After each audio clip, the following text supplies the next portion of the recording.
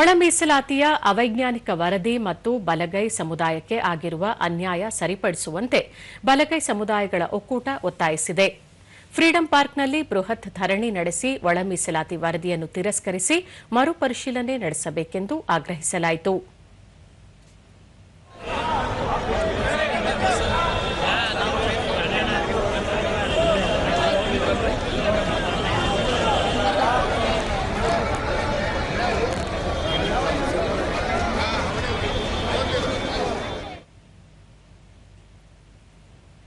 ಪ್ರತಿಭಟನಾಕಾರರನ್ನು ಭೇಟಿ ಮಾಡಿದ ಸಚಿವರಾದ ಎಂಬಿ ಪಾಟೀಲ್ ಮತ್ತು ಲಕ್ಷ್ಮೀ ಹೆಬ್ಬಾಳ್ಕರ್ ಅವರು ಈ ಬಗ್ಗೆ ಸರ್ಕಾರದ ಮಟ್ಟದಲ್ಲಿ ಚರ್ಚಿಸಲಾಗುವುದು ಎಂದು ಹೇಳಿದರು.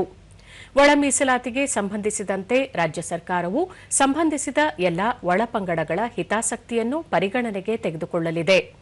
ಮುಖ್ಯಮಂತ್ರಿ ಸಿದ್ದರಾಮಯ್ಯ ಅವರ ಅಧ್ಯಕ್ಷತೆಯಲ್ಲಿ ನಡೆಯುವ ವಿಶೇಷ ಸಚಿವ ಸಂಪುಟ ಸಭೆಯಲ್ಲಿ ಸಾಧಕ ಬಾಧಕಗಳನ್ನು ವಿಸ್ತೃತವಾಗಿ ಚರ್ಚಿಸಲಾಗುವುದು ಎಂದು ಹೇಳಿದರು.